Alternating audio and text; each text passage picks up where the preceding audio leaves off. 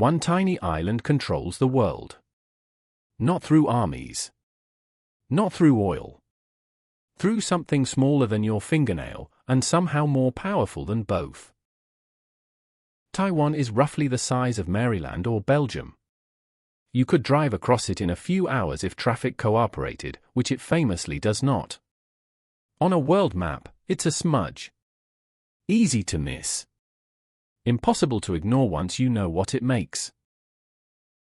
It sits 100 miles off China's coast, across the Taiwan Strait, roughly 130 kilometers at its narrowest point, one of the busiest shipping lanes on Earth. More than half of the world's container fleet passes through waters near here. Geography put it in the crosshairs of history. Economics put a silicon sword in its hand. The product is the semiconductor, the chip. The brain inside your phone, laptop, car, PlayStation, smart fridge, and the servers running the apps you open 100 times a day. Modern life runs on chips the way the 19th century ran on coal. The global semiconductor industry is worth over $600 billion a year, and growing. A chip isn't one thing. It's a layer cake of physics, transistors etched at scales so tiny that light itself struggles to keep up. The most advanced chips are measured in nanometers. The number gets smaller. The difficulty gets absurd. Only a handful of companies on Earth can manufacture the bleeding edge. It's not like opening a bakery. It's like opening a bakery where the oven costs $20 billion and the recipe is written in quantum mechanics. Taiwan Semiconductor Manufacturing Company, TSMC, dominates advanced chip production. On the most cutting-edge nodes, 3 nanometers and below, it manufactures the majority of the world's supply. Samsung and Intel compete, but TSMC has led on yield and volume for over a decade. Not a slice. A chokehold with excellent quarterly earnings. Apple doesn't etch its own processors. Nvidia doesn't print its own GPUs. AMD, Qualcomm, and dozens more, they design chips, then fly them to Taiwan to be born. The island isn't a customer of the tech world. It's the factory floor of the future.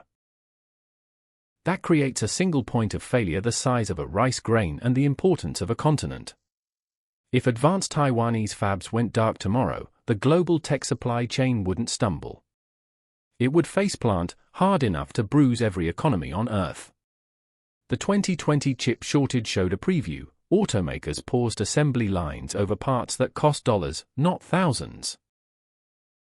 Trade is where this gets real. Chips aren't abstract. They move on ships and planes, through ports, across customs forms, into products stacked on shelves worldwide. Taiwan's exports are a bloodstream. Disrupt it and the body goes into shock. Container ships carry more than furniture and sneakers. They carry the components that make components, the invisible plumbing of civilization. Stop the strait, slow the ships, and prices spike before the pundits finish their opening monologue. Look around your room. Phone. Router. TV. Car keys may be smarter than your first computer. Odds are high that somewhere in that supply chain, Taiwan touched the most important part. You didn't vote for this dependency. You just bought a charger. Now politics, because of course. Beijing considers Taiwan part of China. Taipei operates as its own government with its own elections, military, and passport stamps. 2 realities, 1 island, 0 easy solutions. The One China framework shapes decades of diplomacy. Washington doesn't formally recognize Taipei as a separate country, but it sells weapons and sails warships through the strait. It's strategic ambiguity, a polite way of saying everyone understands the stakes, nobody wants the bill. The U.S.-Taiwan Relations Act commits America to help Taiwan defend itself, without quite promising what that means on day one of a crisis. Deterrence by press release, backed by aircraft carriers and very nervous economists. Military tension concentrates in the Taiwan Strait. Fighter jets, naval drills, missile tests, the choreography of great power rivalry. Taiwan isn't just a diplomatic argument. It's a fortress island with fabs worth more than some countries' entire GDP. War games aren't academic. A blockade of Taiwan would rattle markets before the first shot. Insurance premiums spike. Shipping reroutes. Chip orders freeze. The global economy runs on just-in-time delivery, and just-in-time hates blockades. The chip war made this explicit. U.S. export controls, tightened in 2022 and beyond, target advanced semiconductor tools and know-how flowing to China. The goal: slow rival progress, protect allied supply chains. The side effect: an arms race measured in lithography machines, not tanks. Washington's CHIPS Act pledged tens of billions to rebuild fabs on American soil, admission that concentration was dangerous. ASML in the Netherlands makes the extreme ultraviolet machines that print the finest chips. One company. One technology. One more choke point in a world allergic to choke points. Geopolitics now includes maintenance schedules on machines that look like science fiction. Here's the paradox: almost nobody wants a war over Taiwan. China needs stable trade.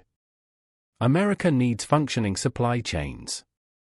Taiwan needs to keep the lights on and the fabs humming.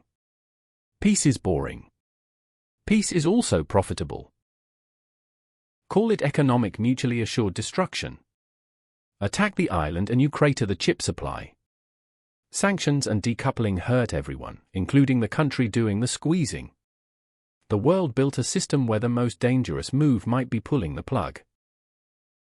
Taiwan is a strategic choke point in 3 dimensions: geography, trade routes, and silicon. Block the strait and you squeeze Asia. Freeze the fabs and you squeeze the planet. A tiny island with 3 different kinds of leverage. Impressive resume. If fabs went offline for months, auto plants pause. Phone launches delay. Data centers age out. Militaries worry about guidance systems. Hospitals worry about imaging equipment. Modern society discovers how many things secretly needed one island to keep working. Lead times for advanced chips can stretch past a year. There is no spare factory waiting in the parking lot. Analysts warn a serious Taiwan crisis could trigger recession-scale damage globally.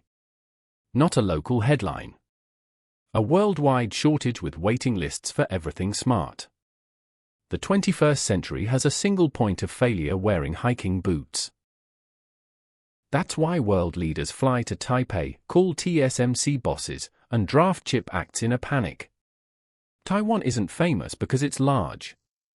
It's famous because the world outsourced its future to a place smaller than most national parks. The island's geography didn't give it this power. History and investment did. Decades of engineering culture, education, and absurd capital spending built fabs that rivals still struggle to copy. Silicon is a team sport. Taiwan picked the right sport early. Humans chose efficiency over redundancy. Cheaper chips, faster innovation, one dominant supplier. Brilliant economics, until politics reminds you that supply chains cross fault lines. We didn't stumble into dependence. We optimized our way there. Intel, Samsung, and new fabs in Arizona and Ohio may diversify the map, but cutting-edge volume still runs through Taiwan for years to come. So one tiny island controls the world, not with conquest, but with the thing inside your devices that you never see and cannot live without. Taiwan is small on a map and enormous in the math of modern life. Ignore it at your own risk. Your phone certainly won't. Thanks for watching. Subscribe for more amazing facts about our world.